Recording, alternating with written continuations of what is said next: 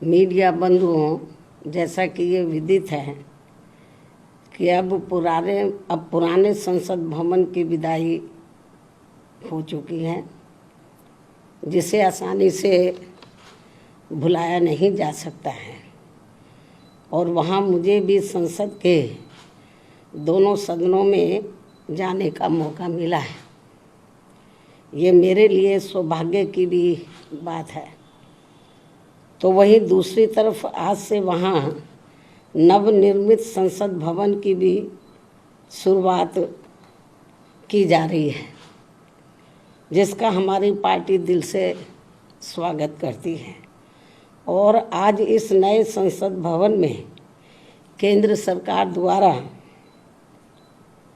महिला आरक्षण बिल प्रस्तुत किया जाएगा। यह ऐसी मीडिया में काफ़ी आम चर्चा है, जिसके पक्ष में बीएसपी सहित अधिकांश पार्टियां भी अपना मत देंगी, ऐसी भी पूरी संभावना है। अन्य पार्टियों के बारे में भी ऐसी स्थिति में हमारी पार्टी को पूरी उम्मीद है कि चर्चा के बाद इस बार ये महिला आरक्षण बिल जरूर पास हो जाएगा, जो ये अभी तक लंबे अरसे से लटका हुआ था। और इस संदर्भ में मैंने अपनी पार्टी की ओर से एक बार नहीं बल्कि अनेकों बार संसद में ये कहा था कि हमारी पार्टी तो ये चाहती है कि देश की महिलाओं को लोकसभा व राज्य की विधानसभाओं में आरक्षण 33% देने की बजाय यदि उनके आबादी को भी ध्यान में रखकर 50% आरक्षण दिया जाता है तो इसका भी हमारी पार्टी पूरे तय दिल से स्वागत करेगी। सरकार इसके बारे में भी जरूर सोच विचार करे। लेकिन इसके साथ साथ ये भी कहा था कि महिलाओं को जो भी आरक्षण दिया जाता है तो उसमें से एससी, एसटी व ओबीसी वर्गों की महिलाओं का आरक्षण का कोटा अलग से सुनिश्चित किया जाना चाहिए। अर्थात इन्हें यानी कि एससी व एसटी को अब तक मिल रहे कोटे में शामिल ना किया जाए, क्योंकि बात ये चल रही है कि जो पहले से एससी, एसटी को आरक्षण मिला हुआ है लोकसभा व विधानसभा में, जो भी इनको आरक्षण है तो उसमें से इनको कोटा दिया जाए। तो इसके पक्षधर नहीं है हमारी पार्टी की। महिलाओं को उसके एससी, एसटी को जो रिजर्वेशन मिल रहा है लोकसभा और राज्य विधानसभाओं में, उसमें से इनको दिया जाए, ये ठीक नहीं है। उनका बना रहे, जो अब 33% दिया जा रहा उसमें से इनकी व्यवस्था होनी चाहिए। अर्थात वरना इन वर्गों के साथ काफ़ी नाइंसाफ़ी होगी। और यदि ऐसा नहीं किया जाता है तो फिर इन सभी वर्गों की पिछड़ी महिलाओं को यहाँ सामान्य सीटों पर जल्दी से मौका नहीं मिल पाएगा, क्योंकि यहाँ जातिवादी पार्टियाँ शुरू से ही इन वर्गों को किसी भी क्षेत्र में आगे बढ़ते हुए देखना नहीं चाहती हैं। जबकि भारतीय संविधान के मूल निर्माता परम पूज्य बाबा साहब डॉक्टर भीमराव अंबेडकर ने इन वर्गों के पिछड़ेपन को दूर करने व इन्हें स्वाभिमान की जिंदगी बसर करने के लिए इन्हें सरकारी नौकरियों व राजनीति आदि में अलग से इसलिए आरक्षण देने की व्यवस्था की थी, क्योंकि इन वर्गों के लोग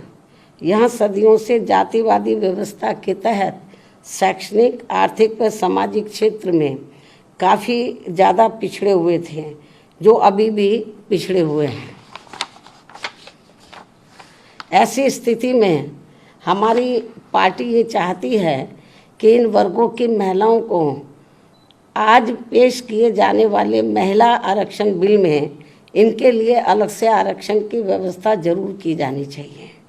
और यदि ऐसा नहीं किया जाता है और ये बिल वर्तमान स्थिति में ऐसे ही पास कर दिया जाता है तो फिर हमारी पार्टी ये मानकर चलेगी कि इस मामले में भी बीजेपी व कांग्रेस पार्टी एंड कंपनी के लोगों की जातिवादी मानसिकता अभी तक भी नहीं बदली है और ये पार्टियां इन वर्गों को अभी भी पिछड़े हुए बनाए रखना चाहती हैं।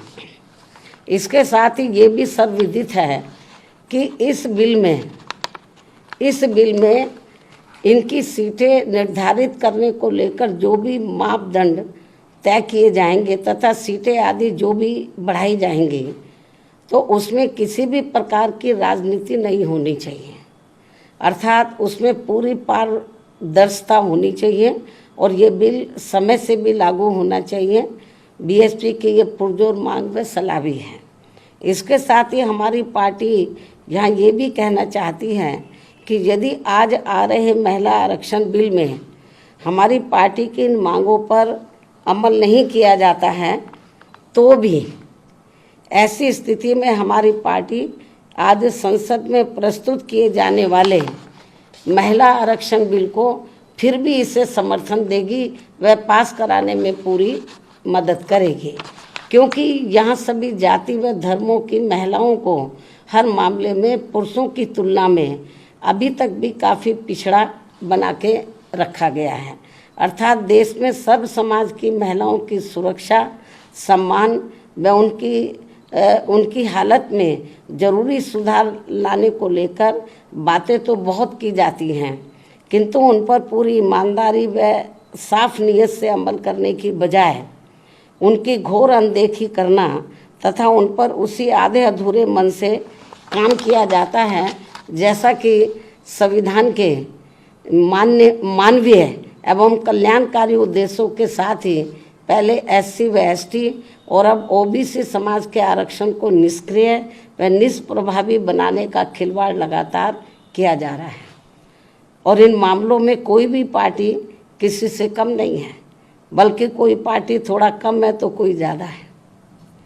अब मैं अंत में वर्तमान केंद्र की सरकार द्वारा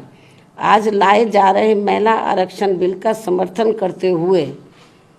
अपनी बात यहीं समाप्त करती हूँ। धन्यवाद।